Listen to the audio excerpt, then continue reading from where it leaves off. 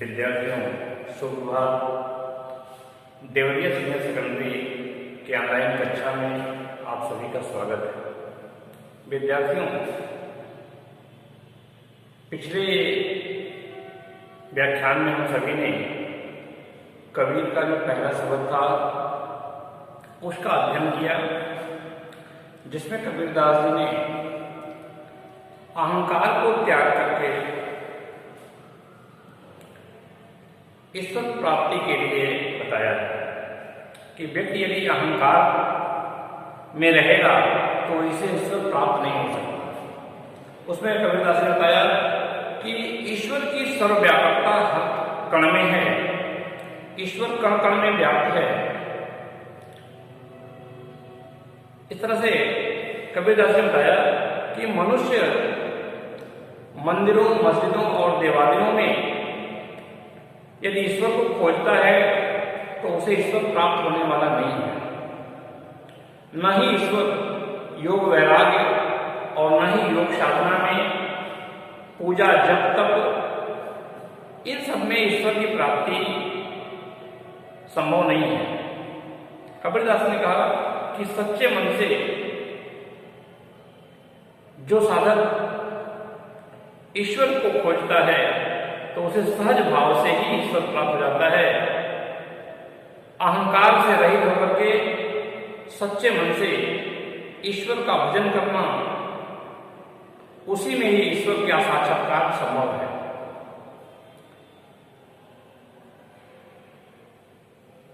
जो अगला शब्द है दूसरा, इसका वाचन हम सभी करते हैं। पहले हम सभी इसका वाचन सीखें। वाचन इस प्रकार है: संतों भाई आई ज्ञान की आंधी रे। तो पहली लाइन है, संतों भाई आई ज्ञान की आंधी रे, भ्रम की टाटी सवे उड़ाड़ी, माया रहे न बाधी, हित चित की गए तुम्हीं की रानी, मोह बलिंदा टूटा, तृष्णा छानी पर घरी ऊपरी, कुबुद्धि का भांडा फूटा, जोग जुगति कर संतों पाधी, निर्चूचुए न पानी, कूड़ कपट काया का निकष्या, हर की गति जग जानी, आधी पीछे जो जल उठा, प्रेम हरिजन दीना, कहे कबीर भान के प्रगटे, उदित भया तम खीना। विद्यार्थियों, यहां इस शब्द में कबीरदास जी ने ज्ञान रूपी आंधी चलने के बारे में बताया है। ज्ञान रूपी आंधी से जो हमारे अंतर मन में भ्रम अंधकार व्याप्त है वो सभी दूर हो जाता है।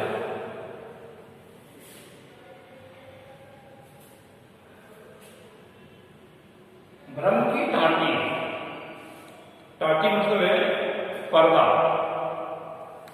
जिस प्रकार से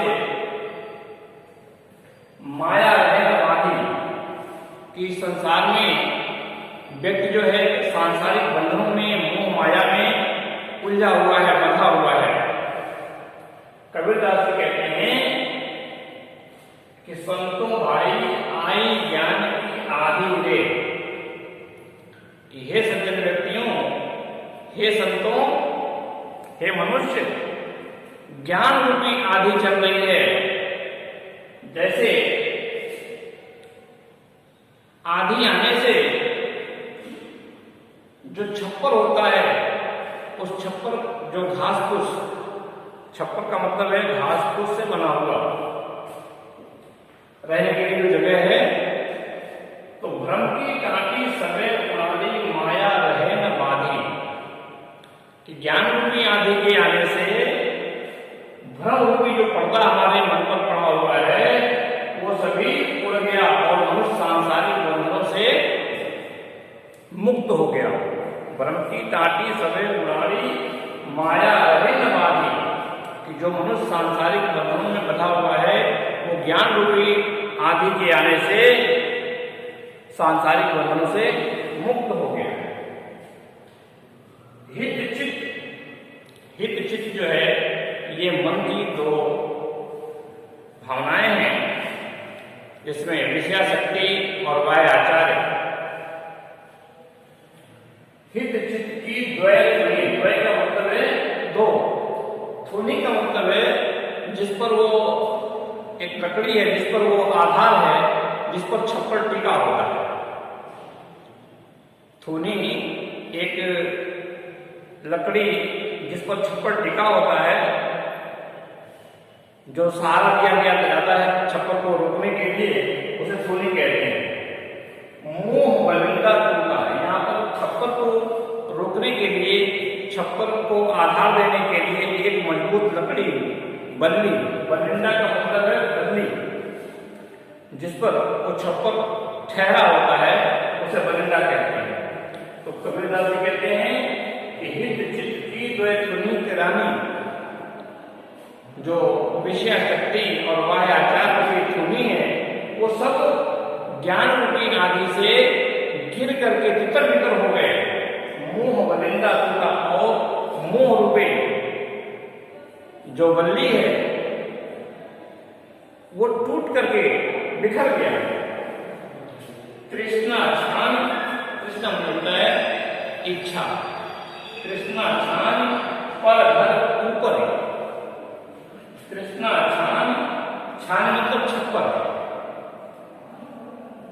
जो हमारे मन में कई प्रकार की इच्छाएं उत्पन्न होती हैं, वो इच्छाएं भी ज्ञान की आदि के कारण से समाप्त हो जाती हैं। तृष्णा छान पर घर ऊपर, कुबुद का भांडा टूटा। कुबुद मतलब दुर्बुद्धि, जो हमारे मन के अंदर दुर्गुण है, जो कुविचार है, वो सारा वो कुबुद्धि रूपी दुर्विचार ज्ञान रूपी आंधी के आने से वो टूट गए, तितर बितर हो गए। कुबुद्धि का भांडा मतलब बर्तन, भांडा मतलब बर्तन, कुबुद्धि का भांडा टूटा, कि हमारे मन के अंदर जो दुर्गुण है, जो दुर्विचार हैं, वो सभी दूर हो गए। जोग जुगति कर संतों बाधी, निर्चु चुए न पानी। यहाँ कबीरदास कहते हैं कि संतों ने बड़े जोग और यत्न से, बड़ी युक्ति से ऐसा बंधन बांधा है कि निर्चु मने थोड़ा भी, निर्चु शब्द जो अर्थ है, निर्चु मने मतलब थोड़ा भी, चुए न मतलब विषय, चूना, पानी शब्द का अर्थ है पानी, कि संतों ने बड़े योग से, बड़े युक्ति से मनुष्य के मन को ऐसा बांधा है कि किसी प्रकार से उसमें अवगुण रहने का जगह नहीं बचता है। अर्थात मनुष्य का जो मन है वो पूरी तरह से साफ हो जाता है। निर्चु चुए न पानी, थोड़ा भी उसमें पानी चूने का जगह नहीं बचता है। विद्यार्थियों, मनुष्य जो है ये मोह रूपी जो बड़ेर है, बांस बल्ली, वह टूट करके तितर बितर हो जाता है। अतः वह छप्पर समाप्त हो जाने से तृष्णा रूपी विकार नष्ट हो जाता है और कुमत रूपी पात्र भी नष्ट हो जाता है। आदि के पश्चात वर्षा होने के समान ही ज्ञान के प्रवाह के बाद प्रेमा भक्ति मनुष्य में परिणित हो जाती है। जो डूबकर संतों बाधी मृत्यु जुए न पानी, कूड़ कपट काया का निगस्या हर की गति जब जानी। कबीरदास जी बताते हैं ज्ञान रूपी आदि के आने से जब हमारे मन की दुर्बुद्धि और दुर्बलताएं सब समाप्त हो जाती हैं, कूड़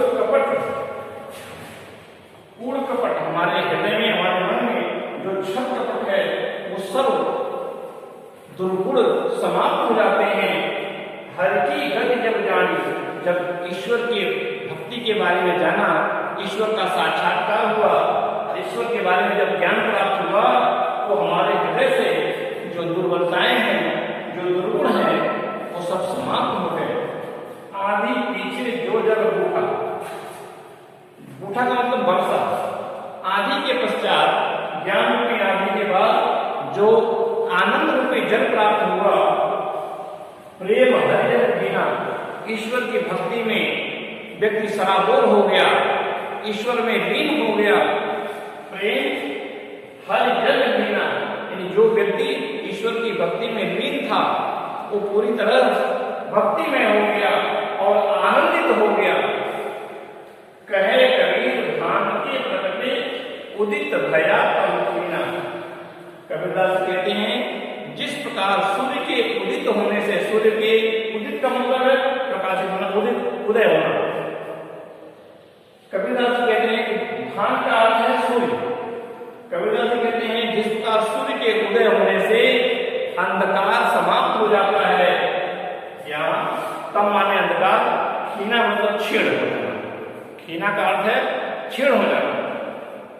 कबीरदास बताते हैं कि जिस प्रकार सूर्य के प्रकाशित होने से या सूर्य के उदय होने से अंधकार समाप्त हो जाता है, वैसे ही ईश्वर के साक्षात्कार होने से, ईश्वर की भक्ति में जब मनुष्य लीन हो जाता है तो उसके मन की सारे दुर्गुण समाप्त हो जाते हैं। विद्यार्थियों, इसमें कबीरदास जी ने ज्ञान रूपी आंधी के महत्व को बताया है कि ज्ञान रूपी आंधी में मनुष्य के सारे अवगुण समाप्त हो जाते हैं और व्यक्ति परमात्मा में हो जाता है, परमात्मा में लीन हो जाता है, भक्ति में डूब जाता है और आनंदित होता है। विद्यार्थियों, आज के लिए इतना ही। धन्यवाद। यदि आपको कुछ समझने में मुश्किल होता है तो आप मुझसे पूछ सकते हैं। धन्यवाद।